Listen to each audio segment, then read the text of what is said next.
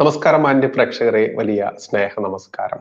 ഞമ്മന്റെ Tomy Sebastian അയർലൻഡിൽ ഇരുന്നു കൊണ്ട് ഭഗവത്ഗീത തെറി പുസ്തകമാണെന്നും ഭഗവാൻ ശ്രീകൃഷ്ണൻ വിളിച്ച തെറിയാണ് ഭഗവത്ഗീത എന്ന് സംസ്കൃത വാക്കിൽ അറിയപ്പെടുന്നതെന്നുമൊക്കെ പച്ചയ്ക്ക് ശുദ്ധ അസംബന്ധം, തെണ്ടിത്തരം, ചെറ്റത്തരം, അല്ല പിതാവില്ലാതെ ജനിച്ചവന്മാർ ഇതൊക്കെ പലതും പറയും. അതുകൊണ്ട് ആ രീതിയിൽ തന്നെ കണ്ടാൽ മതി.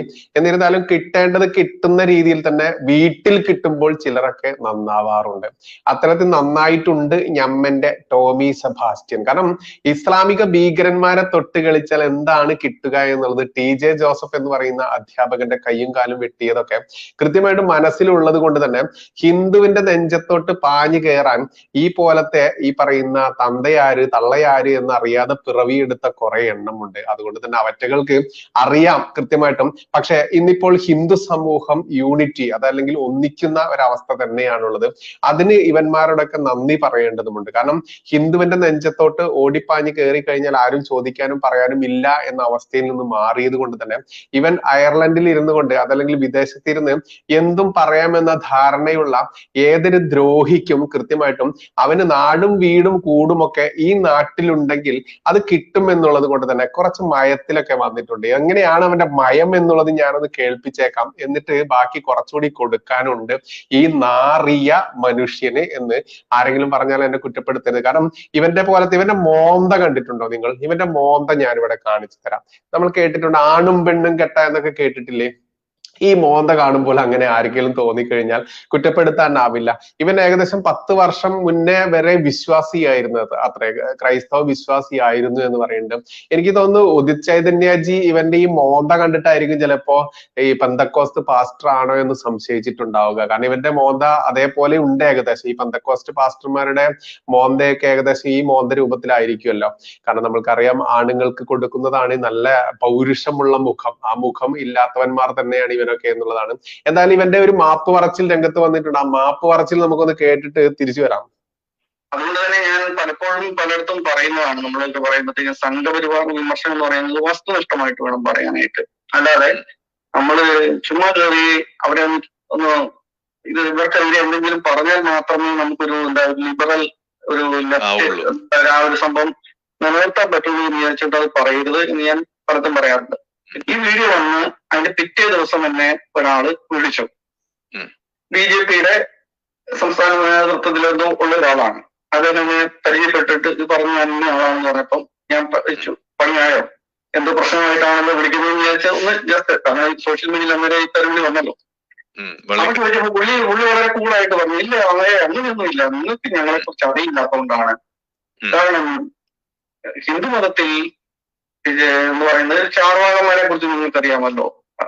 കാരണം ഇതിനകത്ത് ഹിന്ദു മതം എന്ന് പറയുന്നത് ഇപ്പൊ ഈ അടുത്ത കാലത്ത് ഒരു 250-300 വർഷത്തിനുള്ളിൽ ഉണ്ടായിരുന്ന മതമായിട്ട് മാറിയതാണ്. അതിനു മുമ്പ് ശൈവന്മാര്, വൈഷ്ണവര്, സാഖ്യം, അദ്വൈതം, വേദാന്തം, ചാർവാകം, ശാക്തയം, അങ്ങനെ ഒത്തിരി സംഭവം ഉണ്ടായിരുന്നു. അതിൽ ഈ ചാർവാകന്മാരെന്ന് പറയുന്നവര് ശരിക്കും എത്തിസ്റ്റുകളായിരുന്നു. അവരെയും ഞങ്ങള് ഹിന്ദു മതത്തിന്റെ ആചാര്യന്മാരായിട്ട് തന്നെയാണ് ഉണ്ടാക്കുന്നത്. അതേപോലെ തന്നെ നിങ്ങൾ എന്നോട് ചോദിച്ചു ചാക്യാർ കൂത്ത് കണ്ടിട്ടുണ്ടോ എന്ന് ചോദിച്ചു. ഞാൻ പറഞ്ഞു ഇല്ല, കണ്ടിട്ടില്ലെന്ന് പറഞ്ഞു. ആ ചാക്യാർ കൂത്ത് ഒന്ന് കാണണം. ചാക്യാർ കൂത്ത് എന്ന് പറഞ്ഞാൽ ശരിക്കും പറഞ്ഞാൽ എത്തിസമാണ്. അതായത് കൂത്തമ്പലത്തിൽ വെച്ചിട്ട് ചാക്യാർ പറയാണ്, പെണ്ണുങ്ങളുടെ കുളിക്കടവിൽ എത്തി നോക്കുകയും അവരുടെ വസ്ത്രം മോഷിക്കുകയും ചെയ്യുന്ന ഇവനെങ്ങനെയാണ് ദൈവമാകുക എന്ന് ചോദിക്കുമ്പോൾ അവിടെ ഇരിക്കുന്നവരെല്ലാം ആർത്ത് ചിരിച്ച് സന്തോഷിച്ച് പോകുന്നതാണ്. അല്ലാതെ ഞങ്ങൾക്ക് അങ്ങനത്തെ പ്രശ്നമൊന്നും ഇല്ല എന്ന് പറഞ്ഞു. അതേപോലെ ഈ വീഡിയോ വന്നു കഴിഞ്ഞപ്പോ എന്നെ നമ്മുടെ ചില ഗ്രൂപ്പുകളുണ്ടല്ലോ, വാട്സാപ്പ് ഗ്രൂപ്പിൽ വന്ന് അതിൻ്റെ അകത്ത് നല്ല പ്രസന്റേഷൻ ആണെന്ന് പറഞ്ഞ 2-3 പേര്, അവരൊക്കെ BJP-യുടെ അനുഭവമുള്ള എന്തൊക്കെ ആളുകളായിരുന്നാണ്. പക്ഷെ അവർ 2 ദിവസം കഴിഞ്ഞപ്പോഴത്തേക്ക് അവർക്ക് പറഞ്ഞു അതിൻ്റെ അകത്ത് ആ ഒരു ഭാഗം ഇച്ചിരി ഒഴിവാക്കാമായിരുന്നു എന്നൊക്കെ പറഞ്ഞു. അപ്പൊ ഞാൻ പറഞ്ഞത്, ഞാൻ ആരെയും വ്യക്തിപരമായിട്ട് ഒരു മനുഷ്യരും വ്യക്തിപരമായിട്ട് ബുദ്ധിമുട്ടരുതെന്നുള്ളതാണ് നമ്മുടെ ഒരു കൺസെപ്റ്റ്.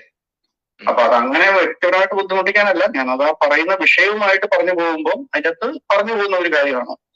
അപ്പം അതിൻ്റെ അകത്ത് തെറി എന്നുള്ള വാക്ക് ഉപയോഗിച്ചെന്ന് പറയുന്നത്. അപ്പം ഞാനത് ഒരു സദസ്സിൽ വെച്ച് പറയുന്ന ഒരു കാര്യത്തിലൊരു ഷോയില് പറഞ്ഞാണ് തെറി എന്ന് പറഞ്ഞ. അതിൻ്റെ അകത്ത് ഭഗവത്ഗീത തെറിയാണ് നല്ല ഞാൻ പറഞ്ഞു.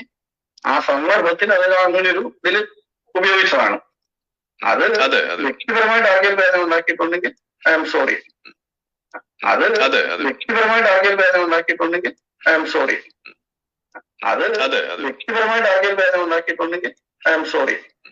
ഇതാണ് ഇവന്റെ മാപ്പ് പറച്ചിൽ വന്നിരിക്കുന്നത്. ഇത് ഒരു മാപ്പ് പറച്ചിലായിട്ട് നമ്മൾക്ക് എടുക്കാനാവില്ല. എന്നിരുന്നാലും സോറി എന്ന് പറയുന്ന വാക്ക് വ്യക്തിപരമായിട്ട് ആർക്കെങ്കിലും ബുദ്ധിമുട്ടുണ്ടാക്കിയിട്ടുണ്ടെങ്കിൽ, വേദന ഉണ്ടാക്കിയിട്ടുണ്ടെങ്കിൽ സോറി എന്ന് പറഞ്ഞത് കൊണ്ട് മാപ്പ് പറയുന്ന ഒരു വ്യക്തിയോട് പിന്നെ നമ്മൾ കൂടുതലൊന്നും യുദ്ധം ചെയ്യാറില്ല.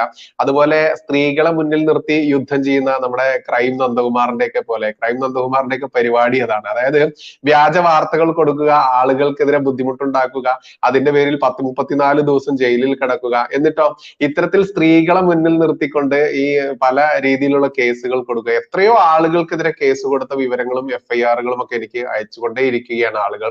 ഇതുമായി ബന്ധപ്പെട്ട് നമ്മുടെ കൃത്യമായിട്ട് നിയമപരമുള്ള ഫൈറ്റിംഗിൽ തന്നെയാണ് ക്രൈം നന്ദകുമാർ എന്ന് പറയുന്ന ആ ഒരു ദുഷ്ട മനസ്സിന് ഉടമയായിട്ടുള്ള ഒരു വ്യക്തി. അയാൾ സ്ത്രീകളെ മുന്നിൽ നിർത്തി ചെയ്യുന്ന ആ ശുദ്ധ ചെറ്റത്തരം, അതായത് ആണിനും പെണ്ണിനും ശിഖണ്ഡി എന്ന് നമ്മൾക്ക് ആണിനും പെണ്ണും അല്ലാത്തവരെ വിളിക്കാം, അല്ല transgender woman, male or female നമുക്ക് പറയാറുണ്ട്.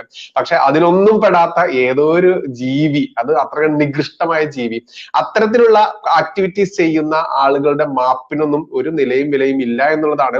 എന്നിരുന്നാലും ഈ മാപ്പ് പറഞ്ഞത് കൊണ്ട് ഹിന്ദു സംസ്കാരം, ഹൈന്ദവരുടെ ആ ഒരു ഇതിൽ വെച്ച് നിന്നുകൊണ്ട് തന്നെ പറയുകയാണെങ്കിൽ, നിലപാടിൽ നിന്നുകൊണ്ട് പറയുകയാണെങ്കിൽ അത് നമ്മൾ വാങ്ങിയിരിക്കുന്നു, മാപ്പ് തൽക്കാലം നമ്മൾ വാങ്ങി വെച്ചിരിക്കുന്നു. പക്ഷെ ടോമിൻ സെബാസ്റ്റ്യൻ ഒന്ന് മനസ്സിലാക്കുക, അയർലൻഡിൽ ഇരുന്നാൽ തനിക്ക് എന്തും പറയാമെന്നുള്ള തന്റെ ആ ധാരണയുണ്ടല്ലോ, അത് വീട്ടിൽ പള്ളിയിൽ വെച്ചാൽ മതി. താൻ 10 വർഷം മുമ്പ് വരെ താൻ പള്ളിയിൽ പോയി മറ്റതൊക്കെ ചെയ്തിരുന്നല്ലോ, അവിടെ കൊണ്ട് കൊടുത്താൽ മതി. കാരണം ഇവിടെ കൃത്യമായിട്ട് ചോദിക്കാനും പറയാനും ഇന്ന് ഹിന്ദുവിന് അവകാശികളുണ്ട്. ഹിന്ദുവിന് ചോദിക്കാനും പറയാനുമുള്ള നല്ല നട്ടലുള്ള ആളുകൾ തന്നെയുണ്ട്.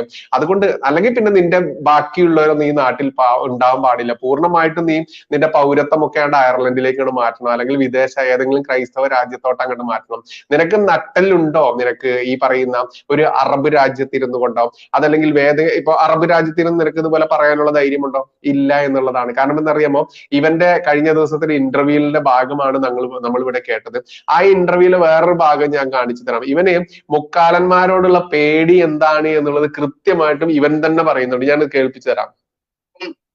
അതിലൊരു കുറച്ചൊരു ഫാക്ട് ഉണ്ട്. കാരണം വെച്ചാൽ ഞാനും ഇസ്ലാം മത വിമർശനവും ക്രൈസ്തവ വിമർശനവും ഹിന്ദു മത വിമർശനവും ചെയ്തിട്ടുണ്ടെങ്കിലും ഇസ്ലാമിന്റെ കാര്യം വരുമ്പോൾ ഞാൻ 4 പ്രാവശ്യം തിരിച്ചും മറിച്ചും ഒക്കെ ആലോചിച്ചിട്ടേ പറയുള്ളൂ. കഴിഞ്ഞ പ്രാവശ്യം വേഷം മാറുന്ന ദൈവങ്ങൾ എന്ന് പറയുന്ന പ്രഭാഷണത്തിന്റെ ഒരു തുടക്കം ഞാൻ ഒരു ഇസ്ലാമിന്റെ ഒരു പശ്ചാത്തലത്തിൽ നിന്ന് പറയുന്നത്. പക്ഷെ എനിക്ക് അവിടെ ഞാൻ പേര് പറഞ്ഞില്ല. കാരണം നാളെ പേര് പറഞ്ഞിട്ട് പ്രശ്നമാക്കണ്ടെന്ന് വെച്ചിട്ട്, പക്ഷെ ആൾക്കാർക്ക് മനസ്സിലാവുന്ന രീതിയിൽ ഞാൻ കാര്യം. അതായത് ഇസ്ലാമിക വിമർശനം നടത്തി കഴിഞ്ഞാൽ ഇവന് കിട്ടേണ്ടത് അയർലൻഡ് അല്ല, ഇവന്റെ പെരയിൽ കയറി കൊടുക്കാനുള്ളത് TJ ജോസഫ് എന്ന് പറയുന്ന ന്യൂമാൻസ് കോളേജിലെ അധ്യാപകൻ ഇവന്റെ മുമ്പിലുണ്ട്. കയ്യും കാലും വെട്ടപ്പെട്ട് സ്വന്തം ഭാര്യ ഒരു മുഴം തോർത്തിൽ തൂങ്ങി മരിച്ചത് കണ്ട് സ്വന്തം കുഞ്ഞിനെ അതിനിഷ്ഠൂരമായി കോടിയേരി ബാലകൃഷ്ണന് കീഴിലുള്ള പോലീസുകാരുടെ മർദ്ദനം എന്ന് പറഞ്ഞ കൊടിയ മർദ്ദനം ഏറ്റതൊക്കെ കണ്ട ആ മനുഷ്യന്റെ ജീവിത കഥ ഇവന്റെ മുൻപിലുണ്ട്.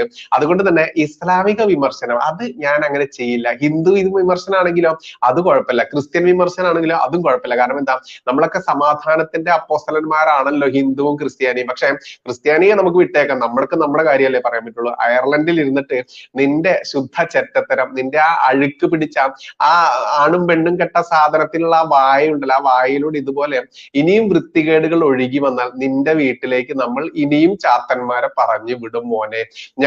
നമ്മുടെ ചാത്തന്മാർ കൃത്യമായിട്ടും ആരാണ് എന്നുള്ളത് ഞാൻ വ്യക്തമാക്കുന്നില്ല. നമ്മുടെ ചാത്തന്മാർ കൃത്യമായിട്ട് നിന്റെ വീടും നിന്റെ നാടും എല്ലാം ഐഡന്റിഫൈ ചെയ്തിട്ടുണ്ട്. മാത്രമല്ല നീ ഈ നാട്ടിൽ വന്ന് ഇറങ്ങുന്ന ഒരു നിമിഷമുണ്ടല്ലോ, ആ ഇറങ്ങുന്ന നിമിഷം നിനക്കെതിരെ നിയമ നടപടിയിലൂടെ നിന്നെ ഇവിടെ ജയിലിൽ അടയ്ക്കാനുള്ള പരിപാടി നമ്മൾ ചെയ്തിട്ടുണ്ട്. നിന്റെ വീട്ടുകാരാരെന്നും നിന്റെ ഈ നാട്ടുകാരാരെന്നും നിന്റെ വീട്ടിൽ ആരൊക്കെ ഉണ്ടെന്നും നിന്റെ വീട്ടിൽ നിന്ന് എന്തൊക്കെ പുറത്തോട്ട് വരുന്നുണ്ട് അകത്തോട്ട് പോകുന്നുണ്ടെന്നൊക്കെ കൃത്യമായിട്ട് നമ്മുടെ ചാത്തന്മാരുടെ നിരീക്ഷണത്തിൽ തന്നെയാണ്. അതുകൊണ്ട് വായിൽ തോന്നിയത് കോതയ്ക്ക് പാട്ട് എന്ന രീതിയിൽ അവിടെ ഇരുന്നു കൊണ്ട് വായിൽ തോന്നി വിളിച്ചു പറഞ്ഞാൽ ഇവിടെ ചാത്തന്മാരുണ്ട് എന്നുള്ളത് മോനെ ടോമിയെ നീ മനസ്സിലാക്കിക്കോ. നീ ഇസ്ലാമിനെ വിമർശിക്കുമ്പോൾ നിനക്ക് ഭയമുണ്ടെങ്കിൽ ആ ഭയം തന്നെയാണ് ഒരു സംസ്കാരത്തിനെതിരെയും സംസാരിക്കാതിരിക്കാൻ നിനക്ക് വേണ്ടത്. നീ യാഥാർത്ഥ്യങ്ങൾ നീ വിളിച്ചു പറഞ്ഞോ. നീ പറഞ്ഞല്ലോ ഭഗവത്ഗീതയിൽ കൃഷ്ണൻ പച്ചത്തെറി വിളിച്ചതിന്റെ സംസ്കൃതമാണ് ഭഗവത്ഗീത എന്ന് പറഞ്ഞല്ലോ. ഒരു പോയിന്റ് നീ കാണിച്ചു തരാം. കൃഷ്ണൻ അതിൽ തെറി വിളിക്കുന്ന ഒരു പോയിന്റ് നീ കാണിച്ചതാ. എന്നാൽ നേരെ തിരിച്ച് ഒരു മാനുഷിക പരിഗണനയും ഇല്ലാത്ത ഒരുപാട് ദുഷ്ടത്തരങ്ങൾ മാത്രം എഴുതിയത് നീ ഭയക്കുന്ന ഇസ്ലാമിന്റെ കിതാബിലുണ്ടല്ലോ, അതെന്തേ നിനക്ക് പറയാൻ നാവ് പൊങ്ങില്ലേ? പൊങ്ങില്ല. കാരണം എന്താ? നിന്റെ പൊങ്ങിയ നാവും നിന്റെ പൊങ്ങുന്ന മറ്റേതൊക്കെ ഉണ്ടല്ലോ, അതൊക്കെ ഇവിടെ വെട്ടിക്കൂട്ടാൻ ആളുകൾ ഉണ്ട് എന്ന് മാത്രമല്ല നിന്റെ വീട്ടുകാർക്ക് ഒരു സമാധാനവും പിന്നെ കിട്ടില്ല എന്നുള്ളതൊക്കെ നിനക്കറിയാം. അതുകൊണ്ട് ഇസ്ലാമിന്റെ കാര്യം വരുമ്പോ നീ കുറച്ച് പേടിച്ചിട്ടാണല്ലേ. ആ ഭാഗം ഒന്നുകൂടെ കേൾക്കാം നമുക്ക്. അതിലൊരു കുറച്ചൊരു ഫാക്ട് ഉണ്ട്. കാരണം വെച്ചാൽ ഞാനും ഇസ്ലാം മത വിമർശനവും ക്രൈസ്തവ വിമർശനവും ഹിന്ദു മത വിമർശനവും ചെയ്തിട്ടുണ്ടെങ്കിലും ഇസ്ലാമിന്റെ കാര്യം വരുമ്പോൾ ഞാൻ 4 പ്രാവശ്യം തിരിച്ചും മറിച്ചും ഒക്കെ ആലോചിച്ചിട്ടേ പറയുള്ളൂ. ഇസ്ലാമിന്റെ കാര്യം വരുമ്പോൾ 4 പ്രാവശ്യം തിരിച്ചും മറിച്ചും ആലോചിച്ചിട്ടേ നീ പറയുകയുള്ളൂ. അതുപോലെ തന്നെ നീ പഠിച്ച, നീ മനസ്സിലാക്കിയ, നീ ജീവിച്ച നിന്റെ ആ ക്രിസ്ത്യൻ വിഭാഗത്തെ നീ വിമർശിച്ചോ. ഇവിടെ ഹിന്ദു മത വിമർശനവും ഹിന്ദുക്കളെ നന്നാക്കാനും ഞങ്ങൾ ഹിന്ദുക്കൾ തന്നെ ഇവിടെ ഉണ്ട്. നിന്റെ ആ ഒരു ആവശ്യം ഇവിടെ വന്നിട്ടില്ല. നിന്റെ ഒരു സംഭാവനയും ഒരു ഹിന്ദുവും ചോദിച്ചിട്ടില്ല. പിന്നെ നീ ഇവിടെ നാട്ടുകാരെ മുഴുവൻ നീ 3 മതങ്ങളെ അങ്ങോട്ട് വിമർശിച്ച് നന്നാക്കാൻ നിനക്കാരും കൊട്ടേഷനും തന്നിട്ടില്ല. ഇവിടെ ഒരു സംസ്കാരം തന്നെയാണ്. ഹിന്ദു ആയാലും ക്രിസ്ത്യാനി ആയാലും മുസ്ലിം ആയാലും അവർക്കൊരു സംസ്കാരം, ആ സംസ്കാരത്തിൽ ഇഴകിച്ചേർന്ന് അവർ ജീവിച്ചോട്ടെ. നിനക്ക് വിശ്വാസമുണ്ടോ ഇല്ലയോ എന്നുള്ളത് സെക്കൻഡറി ആണ്. അതിലുള്ള തിന്മകളും നന്മകളും അതാത് മതസ്ഥർ കൃത്യമായിട്ട് പറയുന്നുണ്ട്. ഇപ്പൊ ആരിഫ് ഹുസൈൻ സാർ, അതല്ലെങ്കിൽ ജാമിദ ടീച്ചർ, അത്തരത്തിലുള്ള ആളുകളൊക്കെ അവർ പഠിച്ച, അവർ ജനിച്ചു വളർന്ന ആ കമ്മ്യൂണിറ്റിയുടെ തെറ്റുകുറ്റങ്ങളും ചെറ്റത്തരങ്ങളും വൃത്തികേടുകളും വിളിച്ചു പറയുന്നുണ്ട്. ഹിന്ദുക്കൾ തന്നെ മനുസ്മൃതി എന്ന് പറയുന്ന ഒരു സാധനം ഉണ്ട്. അതൊക്കെ വെച്ചിട്ടാണല്ലോ നിന്റെ പോലത്തെ കുറെ എണ്ണമൊക്കെ വായിൽ തോന്നിയത് വിളിച്ചു പറയാറ്. അതൊന്നും ഹിന്ദുക്കൾക്ക് സത്യത്തിൽ അറിയുക പോലുമില്ല. എന്നാൽ അതിൽ വളരെ തുച്ഛമായിട്ടുള്ള 1-2 സ്ഥലങ്ങളിൽ മാത്രമേ ഇത്തരത്തിൽ ജനകീയ, അതല്ലെങ്കിൽ മാനുഷിക വിരുദ്ധമായിട്ടുള്ള കാര്യങ്ങൾ ഉള്ളൂ എന്നുള്ളത് കൊണ്ട് എന്നിട്ട് പോലും ഹിന്ദുക്കൾ അത് മൈൻഡ് ചെയ്യാറില്ല. പക്ഷെ ഹിന്ദുവിന്റെ സംസ്കാരമായിട്ടുള്ള മഹാഭാരത കഥ, ആ മഹാഭാരത കഥ അത് നടന്നു എന്നൊന്നും ആരും പറയുന്നൊന്നുമില്ല. കഥ വിത്തുകൾ തന്നെയാണ് ഒരുപാട് നമ്മൾക്കൊക്കെ ജീവിക്കാനുള്ള ഒരു പ്രചോദനവും നമ്മൾക്കൊക്കെ ഭയപ്പാടോടുകൂടി ആരെങ്കിലൊക്കെ ഭയപ്പെടേണ്ടേ. ഒന്ന് ആലോചിച്ച് നോക്കൂ. ഇവിടെ ദൈവം എന്ന് പറയുന്ന ഒരു മിത്ത്, അതല്ലെങ്കിൽ ദൈവം എന്ന് പറയുന്ന ഒരു കൺസെപ്റ്റ് ഇവിടെ ഇല്ല എന്നുണ്ടെങ്കിൽ എന്തായിരിക്കും നമ്മുടെ നാടിന്റെ അവസ്ഥ എന്ന് ആലോചിച്ച് നോക്കൂ. അതിന്നിപ്പോൾ കേരളത്തിൽ കാണിച്ചു തരുന്നുണ്ട് നമ്മുടെ കമ്മ്യൂണിസ്റ്റുകൾ. അതുകൊണ്ട് തന്നെയാണ് ഇന്ന് 5ാം ക്ലാസ് മുതലുള്ള, അതല്ലെങ്കിൽ അതിന്റെ താഴോട്ടുള്ള കുട്ടികൾ പോലും സ്കൂളുകളിൽ പോലും മയക്കുമരുന്ന് ഉപയോഗിച്ചുകൊണ്ടും വളരെ മോശമായുള്ള ജീവിതം, പഠന നിലവാരം വളരെ കുറയുന്നു, കുട്ടികൾ വളരെ മോശമായ രീതിയിലേക്ക് പോയിരിക്കുന്നു. അതെന്തുകൊണ്ടാണ്? ആരെയും പേടിക്കാതെ, ആരെയും ഭയക്കാതെ, ആരെയും അനുസരിക്കാതെ, ആരെയും ബഹുമാനിക്കാതെ നിങ്ങൾ നിങ്ങളുടെ അതിലോട്ട് ജീവിക്കണം എന്ന കമ്മ്യൂണിസ്റ്റ് ആശയം ഈ കുഞ്ഞുങ്ങളുടെ മനസ്സിലേക്ക്, തലച്ചോറിലേക്ക് കുത്തിക്കയറ്റിയത് കൊണ്ട് തന്നെയാണ് ഇന്നത്തെ സമൂഹം ഏറ്റവും കൂടുതൽ കേരളത്തിലാണെന്നുള്ളത്.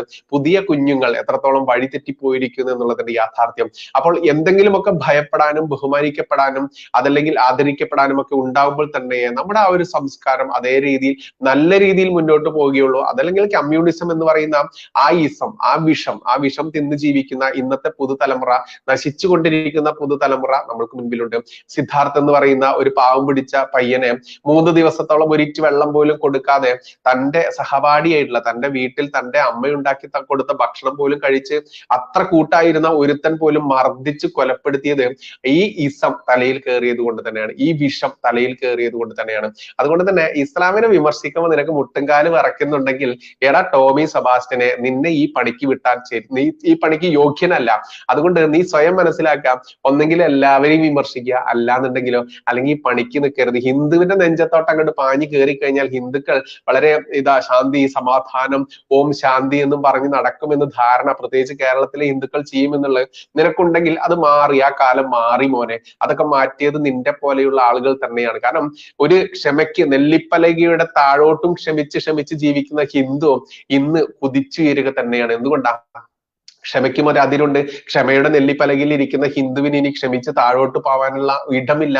അതുകൊണ്ട് തന്നെയാണ് ഇന്ന് കേരളത്തിലെ ലോക്സഭാ ഇലക്ഷനിലെ ആ വലിയ മുന്നേറ്റം അത് ഇവിടത്തെ പാർട്ടി പ്രവർത്തകർ സജീവമായി പ്രവർത്തിച്ചത് കൊണ്ടോ നരേന്ദ്രമോദിജിയുടെ പ്രവർത്തന ഫലങ്ങൾ, വികസനങ്ങൾ താഴെത്തട്ടിലേക്ക് എത്തിച്ചത് കൊണ്ടോ ഒന്നുമല്ല എന്നുള്ളത് അന്നം കഴിക്കുന്നവർക്ക് അറിയാൻ പറ്റും. ഇവിടത്തെ ജനമനസ്സുകളിൽ തന്നെ കൃത്യമായിട്ടും മനസ്സിലായി എന്താണ് ഇവിടെ നടക്കുന്ന ഈ പറയുന്ന പ്രീണനം എന്ന് പറയുന്ന വാക്ക് എത്രത്തോളം അർത്ഥവത്താണ് എന്നുള്ളത്. ഇവിടുത്തെ ഭൂരിപക്ഷ ജനതയായിട്ടുള്ള ഹിന്ദുക്കൾ വെറും തെരുവ് പട്ടിക്ക് പോലും തുല്യരല്ലാത്ത രീതിയിലേക്ക് മാറി എന്നുള്ളതും ജനങ്ങൾ സ്വയം മനസ്സിലാക്കിയത് കൊണ്ട് തന്നെയാണ് ഇത്തരത്തിലുള്ള ഒരു മാറ്റം കേരളത്തിൽ നടന്നത്. 11 നിയമസഭാ മണ്ഡലങ്ങളിലാണ് BJP ഒന്നാം സ്ഥാനത്ത് വന്നത് എന്ന് കേൾക്കുമ്പോൾ തന്നെ, മാത്രമല്ല 14-നും 15-നും ഇടയിലുണ്ടായിരുന്ന വോട്ടിംഗ് ഷെയർ അത് 20-ലേക്ക് കുതിച്ചിട്ടുണ്ടെങ്കിൽ ഈ പറയുന്ന ഇടത് വലത് പാർട്ടികൾ, അവർ 10-30 പാർട്ടിക്കാർ ചേർന്നതാണ് ഇന്ത്യ മുന്നണിയൊക്കെ.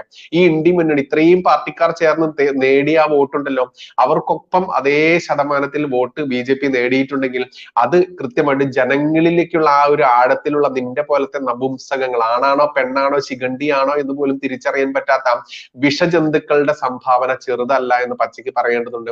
എന്തായാലും നിന്റെ മാപ്പ് ആരും ഇവിടെ വരവ് വെച്ചിട്ടൊന്നുമില്ല. അത് നീ നിന്റെ വീട്ടിലെ പൊണ്ടാട്ടിക്കും കുട്ടിക്കും അങ്ങോട്ട് വെളിച്ചെണ്ണയിൽ പൊരിച്ച്, നമ്മുടെ പാരച്ചൂട്ട് വെളിച്ചെണ്ണ ഉണ്ടല്ലോ ഉസ്താദുമാരൊക്കെ ഉപയോഗിക്കുന്ന, അതിനങ്ങോട്ട് പൊരിച്ചിട്ട് നീ തന്നെ അണ്ണാക്കിലേക്കാണ്ട് വിഴുങ്ങിക്കോ ടോമിൻ സെബാസ്റ്റ്യനെ എന്നേ പറയാനുള്ളൂ. നീ എത്രത്തോളം പരിഹസിച്ചാലും അപഹസിച്ചാലും നിനക്കുള്ളത് വീട്ടിൽ കിട്ടും എന്ന് പറയുന്ന ഒരു പരസ്യമുണ്ടല്ലോ, ആ പരസ്യം വീട്ടിൽ പോടാ എന്ന പരസ്യമുണ്ടല്ലോ, അതുപോലെ തന്നെ നമ്മുടെ ചാത്തന്മാർ നിന്നെ വെറുതെ വിടില്ലടോ. നീ കരുതും സിനിമയിലെ ഡയലോഗാണ്, നല്ല മോനെ സിനിമയിലെ ഡയലോഗ് അല്ല.